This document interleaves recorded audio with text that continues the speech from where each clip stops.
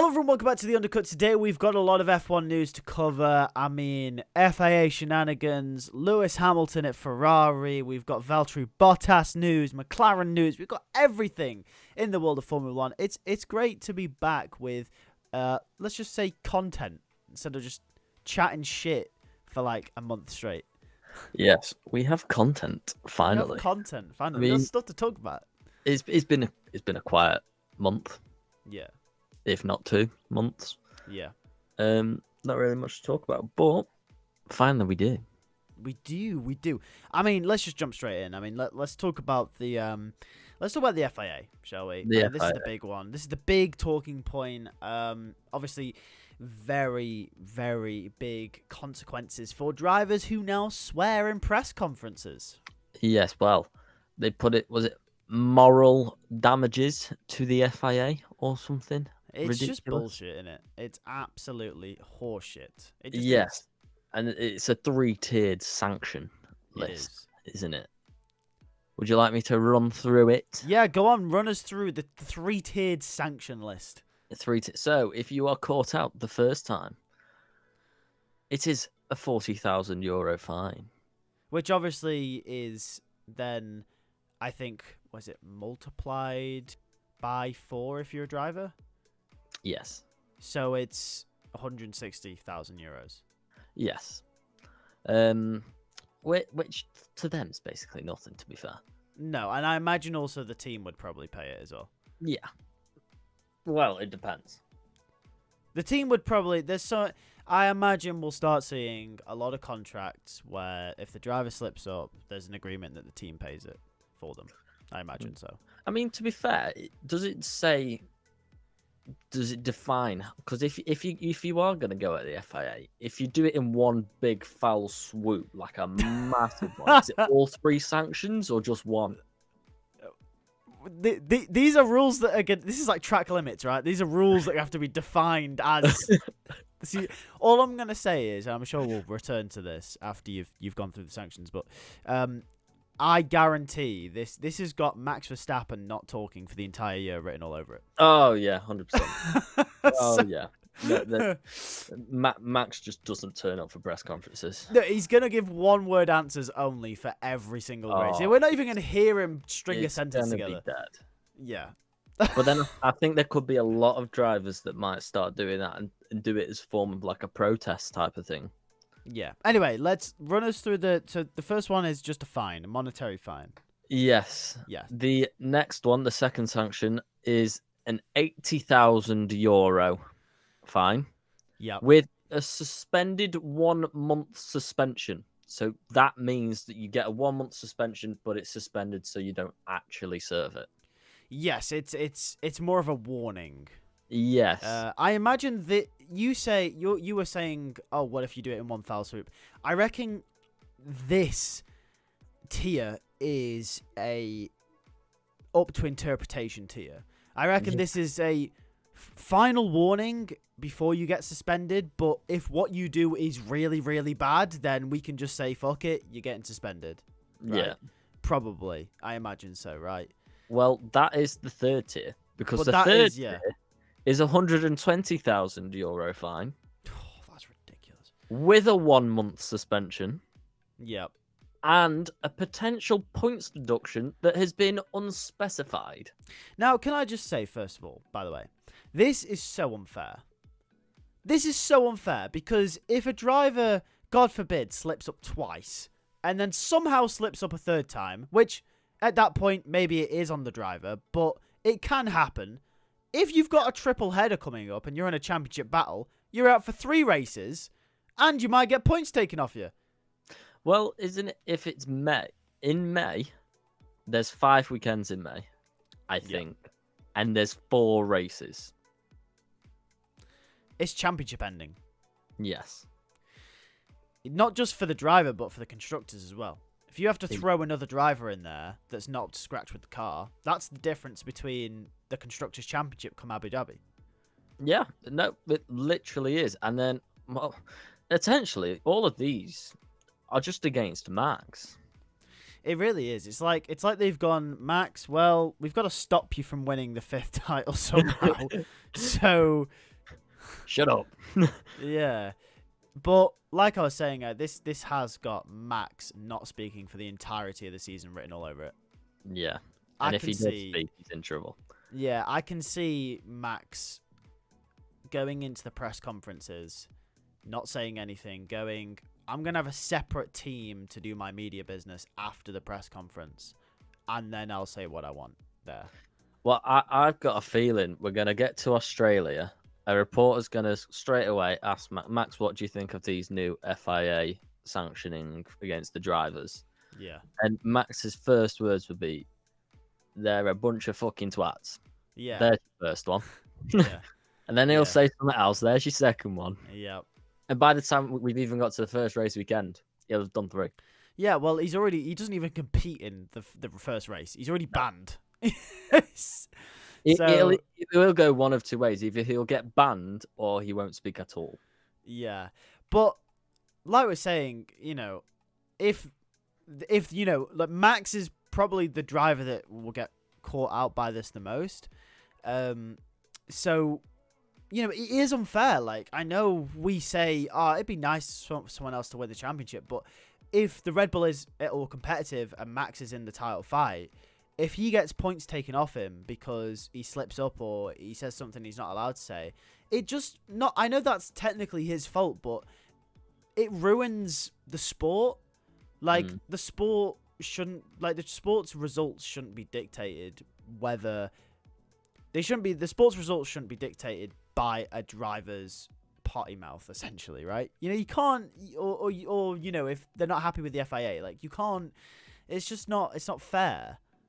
No, it's not fair. And I don't think people are too happy about it, because what I have also seen, right, is a lot of people in the FIA are against this. And there wasn't a consultation between everyone. It was just straight into a vote straight away, and there was no consultation with stakeholders or the GDPA. Well, we know that the GDPA have not been let on, to anything that the FIA does when it comes to the drivers and decisions around the drivers recently. Anyway, I would not be surprised if this is a season-long issue. Yes. Kind of the same way that the last few seasons. The whole thing with track limits and rules and stuff and penalties, that's been an ongoing saga with the FIA. Yeah. I wouldn't be surprised if this is the new thing with the FIA, if this is like a season or 2 long saga that we have now. It's just going to be ridiculous. We'll see how it pans out. It is. I mean, there is a source close to a top driver that has not been named, but they have likened the FIA president, Mohammed Ben Salim, as a dictator. I'm trying to think who that could be. It's Max. A source close to a top driver. Max Verstappen, 100%. I would say it's a source very close to Max. Yeah, I mean, all I'm saying I'm not going to throw names. I'm not throwing no names. No, I'm throwing a name. I'm not saying that's true, by the way, just in case I get into trouble, but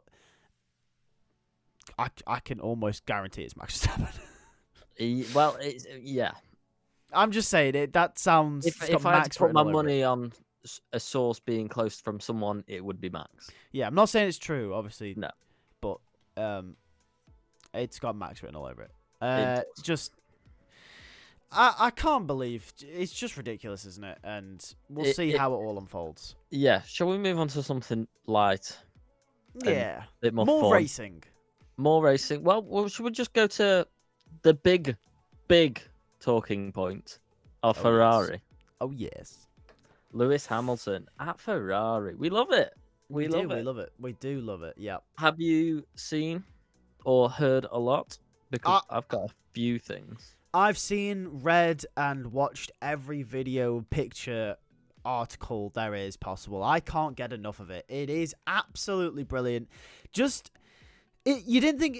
I don't know how to explain this, but this is the perfect introduction to Lewis at Ferrari.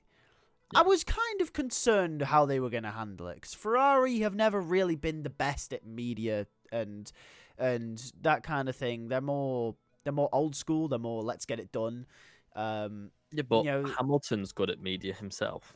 Well, he is, but I think Ferrari have done a brilliant job with this. They introduced him with the photo of him looking like the Godfather in front of Enzo Ferrari's office, and with that the Ferrari. What was it? The F40, the SF40 was it? Yeah. Was it I think so. I think it was. It's the same. Wasn't it the same car that Lando has? Yes. Yeah. Well, although this one that Hamilton's standing in front ain't crashed. Yeah, it isn't broken. Yeah. So, and then obviously then it was cool because then they were like, okay, here's the teaser, and then we got the suit picture, and then Hamilton showed us his helmet. Oh, the helmet. Oh, bro, it's so sexy. We've got the yellow back. It's so gorgeous. He's gone yellow every time. So obviously his first helmet, McLaren, yellow. Yep. Very yellow. The first helmet at Mercedes was very yellow, 2013. Yeah. And now this one. Yeah, he went through his Purple Panther age, didn't he? His Purple Panther era at Mercedes, and then now he's gone back to his. He went a bit greenish in the new regs, and now he's gone back to his classic yellow with Ferrari, which, by the way, looks so nice in the red car. Oh, it looks astonishing. I mean, I'm going to be intrigued by his special helmets this season as well, though. With that Ferrari, that could be interesting. I would imagine he would do one for Monza. I'm intrigued to see what he does for Monza. I can see a Union Jack one in the British Grand Prix. Yeah, I can see that. I mean, I don't know. I'm mostly intrigued with Monza. What will he do at Monza? This is when he does nothing, but yeah. I am very intrigued with what he does in Monza. Does he go red? Does he do the flag? I could see an all red helmet from Hamilton in Monza, to be honest with you. I could. Like his Monaco one from from 2019, the Niki Lauda one. Yes, that could be something, couldn't it? Yeah. Red. Maybe he goes black with yellow detailing. Ooh, that could be cool. That could be very cool. Yeah, and also, by the way, with obviously the helmet being yellow again, that Brazil helmet is going to go hard. Oh, yeah. The Brazil helmet's going to go hard. You know the Brazil helmet's coming. Oh, yeah. Oh, it's coming. Oh, it is. Oh. Right. Instead of let's talk about his helmet and his pictures, let's get into that little cameo he did out there. Yes. So I'm assuming you will have seen the pictures and the videos of him locking up and a lot. Oh, yes. Yes. Now that has come as a report of he is not happy with the pedals. Oh. So brake pedal issues for Hamilton in the test. Well, it was either pedals. It could be pedals. Not 100% certain that it's just the pedals, but it could be the brakes because obviously Ferrari use Brembo brakes, and Mercedes are Carbon Industries. So obviously two different brakes there. So he could just be getting used to the brakes. Yeah. Or it could likely be pedal issues, which he was seen taking notes showing his engineer and everything. But that issue should be resolved in the next test. Yeah, and this is what testing's for. Obviously new car.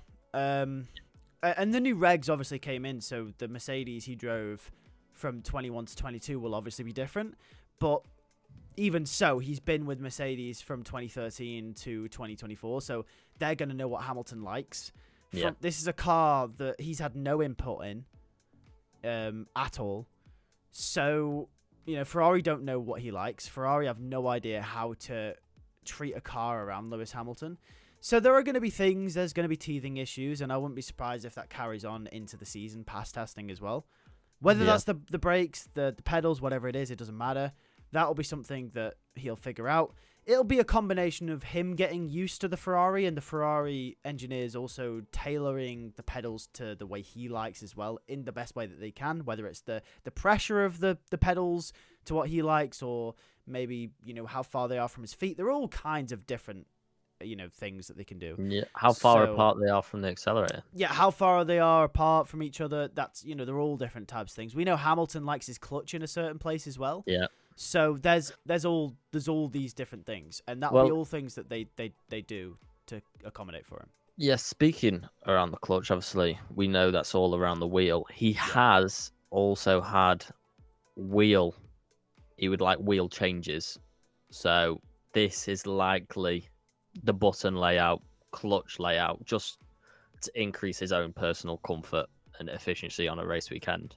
So he has asked for them changes, and this has come from Autosport. Yeah. So Hamilton finding out pretty quick. Obviously, brakes, pedals, wheel. He's changing all them already straight away. But other than them little teething issues, it is seen that his test in Ferrari, everyone is quite happy with it. Yeah, Hamilton even said himself he didn't give that much information on the drive, but he liked it, which is good. Well, so that's always good. If as long as he's happy. Yeah. And obviously he's gonna say it's good no matter what, isn't he? But yeah. Well, the next test isn't far away for him. No. So obviously Ferrari are testing in Barcelona. They've got 2 tests in Barcelona actually. So their first test is from the January the 28th to the 30th in the SF23. Yeah. Which both Hamilton and Charles will be doing. Yeah. And the second test is February 4th and 5th, which is a Pirelli tyre test, which both of them will be in the SF24, which will see Hamilton in last season's Ferrari. Yeah, which is always good. And hopefully, well, we don't know if those times will be on lockdown. I would imagine so. Especially the Pirelli one, since it's a tyre test, doesn't really matter much. But it'd be interesting to see the difference between Charles and Lewis in the SF23 when it's a Ferrari test. Yeah, it will be interesting. Obviously, you can't take much from it because, like we mentioned just now, that car will be more deviated away from what Hamilton wants. Yeah. Because the new Ferrari will be built more around him and his preferences, as well as Charles's. So I wouldn't be surprised if Charles kind of whitewashes him in the SF23. Yep. But still, it'll be interesting if we get the times to see where Hamilton is at in a Ferrari. Yeah, it's going to be just interesting, isn't it? I mean, we've also had reports about, obviously, we know where the Ferrari's heading technically. Yeah. In 2025, they're changing a lot of the different suspension systems and stuff, all to what Hamilton is more comfortable with. We know Hamilton likes to be more aggressive with the steering. Ferrari are hopefully going in that direction with a more pointy car, and that should be interesting to see what happens. I mean, it's also said that his the seating position will be moved back towards the middle of the car, which we know Hamilton likes it further back than closer and forward. Yeah. We saw the problems he's had at Mercedes when they brought that cockpit so far forward. It was an awful car. So obviously, a bit further back might even help Hamilton. It appears that the changes that they are making is to accompany Hamilton. Yeah. Quite a bit, which it's going to be interesting to see how that car will be set up. Are they just going to throw all their eggs towards Hamilton, or will they be like, look, Hamilton, no, Charles likes it this way? I imagine when it comes to big developments like aero developments and stuff and chassis developments, I reckon they will obviously try and accommodate both of them, but if it comes down to it, whether it's to prefer Hamilton or Charles, I think they probably just pick Charles. Not just because he's been there longer and he will probably be there after Hamilton leaves, but I think that's the direction the car has been developing in anyway. Yeah. So I think if there is a stark difference between something Hamilton likes and what Leclerc liked, I think it would be more of a contradiction to their development plan to go with what Hamilton likes, just purely because everything they've done up until this point has been in Leclerc's favour. So it wouldn't be anything against Hamilton. I just reckon that's the way that they probably will go about it. But by the things that I'm hearing, by the things that I'm seeing being reported, Hamilton Leclerc are going to be driving a car that they both like this season, which Yes. I'm glad to hear, and this just gets me even more excited because I'm gassed. I can't wait. Yeah, Ferrari could be a different beast this year. Yeah, this is, by the way, we just touch on this. It's becoming more apparent to me now that all these Hamilton things are coming out. This is do or die for Ferrari. Yeah. It really is. They've tried it with Alonso. They tried it with Sebastian Vettel. They maybe at times didn't have the best second driver. Raikkonen at the end of his career, Massa and all that and stuff. But this is do or die. They probably have the best car that they've had to win a championship in how many years? Probably since 2008. Yeah. Maybe excluding 2018, maybe 2017, Yeah. 18. They've probably got the best car they've ever had to win a championship. They've got two of the best, if not arguably the two best drivers on the grid, excluding Max Verstappen, Yeah. possibly. Two of the top three, I'd say. Two of the top three. This is do or die for Ferrari. If they don't win something this year, whether it's the drivers or constructors, I think it's just, they have to win this year something. They have to win something. I think they do have to win something this year. I mean, don't get me wrong, it could be Ferrari's era turn. So we've had the Mercedes era, we've had the Red Bull era. Whose era is going to be 2026? Well, McLaren might have something to say about that. McLaren might have something to say. Williams might have something to say. Aston Martin with Adrian Newey. Yeah, but I think if they want to secure a championship, I think it's do or die 2025. Yeah, especially with the unknowns of 2026, 2025. It has to be their year, one way or another. Yeah. Even if it's not a drivers' championship, the constructors has to be won by Ferrari this year. I think that's what they really, really want. It's the constructors, isn't it? Ferrari. Yeah, and I mean, people will say McLaren are the favourites for both titles going into the season. Yeah. I disagree. I think McLaren are the favourites for the drivers because I think coming off the back of what Norris did last year, I think it's expected that Norris will make strides forward and in hopefully the quickest car will go on to win the championship. But I think the favourite for the constructors has to be Ferrari just because of how close they came last year and the fact that they've now got Hamilton. Ferrari have to be the favourites for the constructors.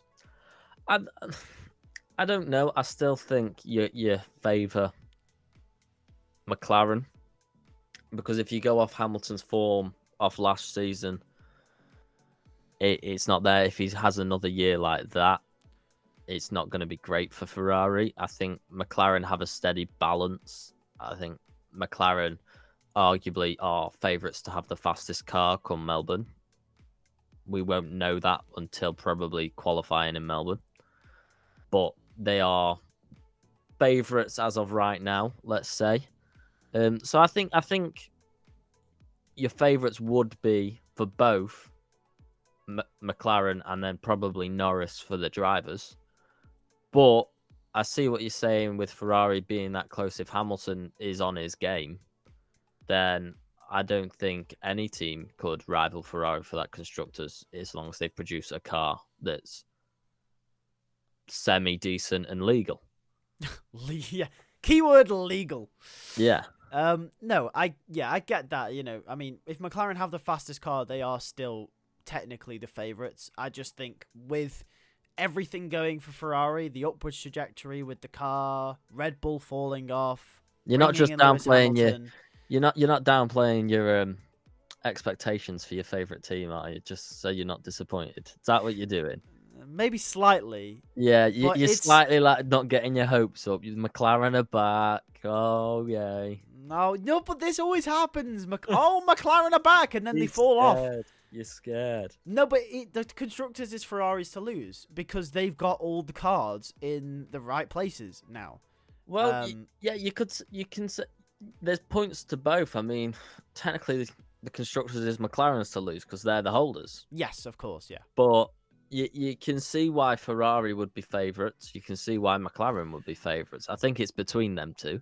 Oh, yeah, no, I don't think Mercedes or Red Bull have a chance. Well, unless Mercedes or Red Bull produce a car like Mercedes produced in 2014 or Red Bull produced in 2023. Here's a hot take for you. Unless Red Bull... No, actually. Even if Red Bull or Mercedes produce a championship winning car, I still don't think either of them have a chance at the constructors. No. I don't think Mercedes. I don't think Mercedes would have a chance at winning constructors. I think we've seen evidently from Max Verstappen, he can single-handedly win a championship for team. Yeah, but I just see the pairing of Oscar and Lando. Lando is almost at the peak of his career. Oscar's very, very good in getting better. I see Charles and Lewis. I mean, that's ridiculous. If you're Red Bull, if you produce a championship-winning car, Max goes to win the championship by, maybe 100 points. I don't think Red Bull win the constructors. Maybe that's more Liam Lawson's problem, though. I don't know. Yeah, well, that's the thing, though. Like, I think if Red Bull produce a championship-winning car, you're going to see, as in 2023, Max pretty much win at every race. And then, obviously, you've got Ferrari and McLaren battling. Are they going to take points off each other? Then that's true, actually, yeah. So, that's true. I think that's where you got to look at it. Max consistently first, and all the others battling it out for second down to potentially seventh. Yeah, that's true. I mean, let's hope that doesn't happen. Yeah, let's hope that doesn't happen. Well, I've got a little bit of lighter news around Ferrari, just to finish up Ferrari here now. Yep. Hamilton is rumored to be living in Milan. Yep. Which, if people don't know their geography, is quite away from Maranello. Yep. So his travel to Maranello is in his own helicopter, Fiat helicopter. What is that about then?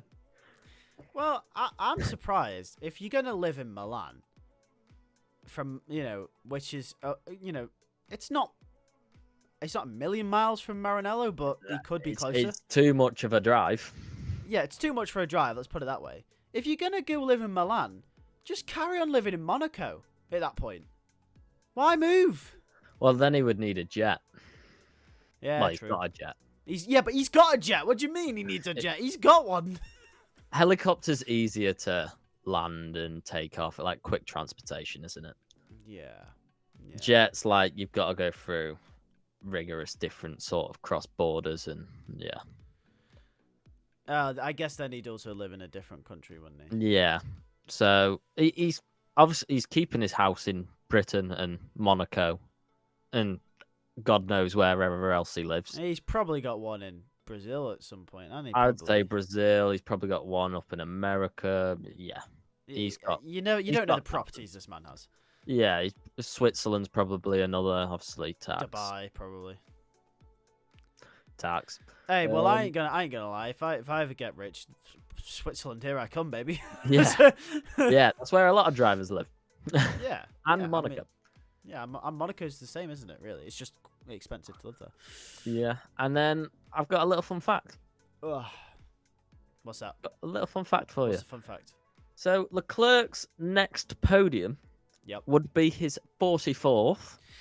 Wait, hold on. I think I've heard this, right? Yeah, Lewis Hamilton's driver number. Yes. And if Lewis is with him on that podium, it would be the 16th time that them two are together on a podium, which is Leclerc's driver number. Yeah, the stars align. Quite cool. The stars align. It's quite a cool fun fact. Quite a lot of stars align. It's quite weird. Like, I've seen the thing with Ferrari, obviously, on the door when you write it, Charles Leclerc and Lewis Hamilton. Obviously, you got Charles Leclerc, Lewis Hamilton. Yeah, they did that on purpose. Yeah, the first letters lined up. Yeah, and also they purposefully, his teaser picture, they purposefully shot that photo with 7 windows and a closed door. Closed door. The symbolism is peak, and everyone was like, "Oh, you're just clutching at straws." It's like, no, a photographer's done this on purpose. There are more windows on Enzo's house that. There's a lot more. Obviously, there's a picture of Michael in the very top, and you've missed out the whole top of the house. Yeah, so that was done on purpose, 100%, and I was just, the symbolism is fantastic. Yeah, it's very, very good. Like we said, Ferrari media have stepped it up this season. They have. I mean, maybe Hamilton sent his media guy to them. Yeah, possibly. Hamilton's like, listen, guys, this is my media team. This is your media person. Get on it. He's fired. He's fired. You're Ferrari. You're fired. Here's my guys. Here we go. Yes. And also, every comment on Mercedes' post, have you seen, by the way? no.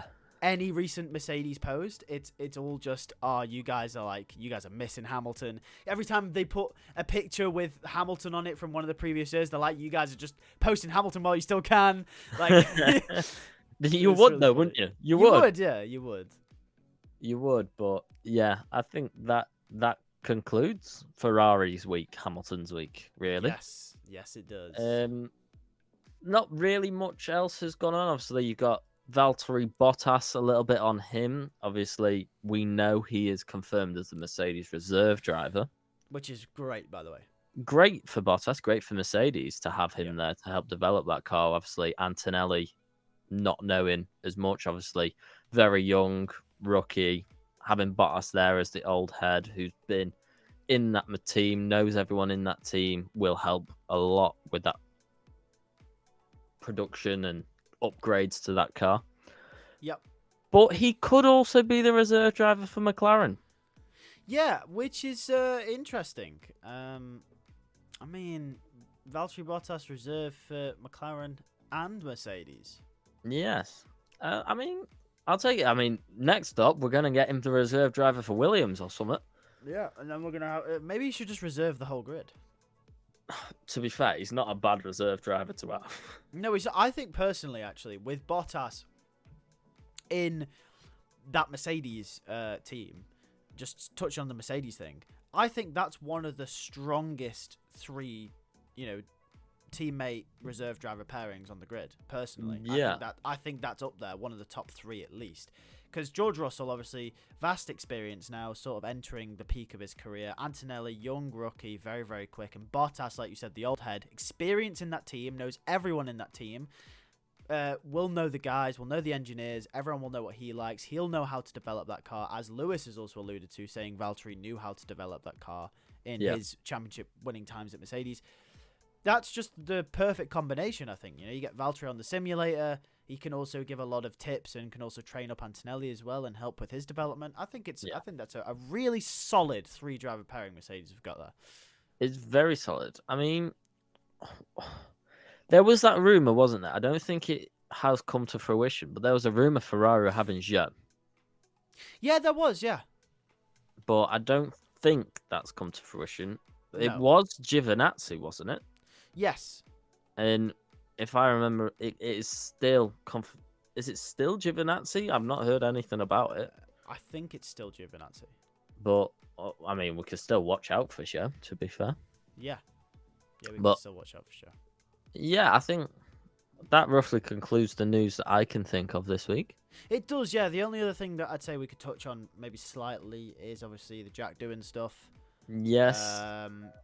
Franco Colapinto is now confirmed to be a reserve driver for Alpine, and there have been more rumors circulating about Doohan's departure from the team. Yeah, I think we could do a deep dive into that, to be fair. We could. There's a lot that's come out, and it's roughly the same story each week, but there's sort of more evidence that keeps piling up. It'd be like, oh, this contract length is this, or this is what Colapinto's getting up to, and one thing that I found interesting was that there's actually Alpine apparently already had 2 reserve drivers.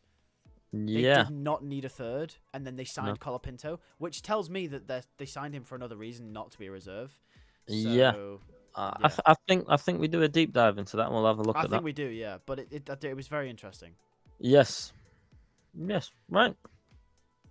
Well then, that's pretty much it for the news that we've got. It's been a long podcast, but we had a lot to talk about. So we'll obviously see you for the next video. But apart from that, we're getting very close to F1 Live, which is going to be interesting in a few weeks, obviously. And when that does happen, we will be bringing you all sorts of videos, livery rankings, and talking about the cars, and talking about the driver pairings, and talking about everything that happens. So make sure to stay tuned for that as well. But until then, we'll see you in the next video.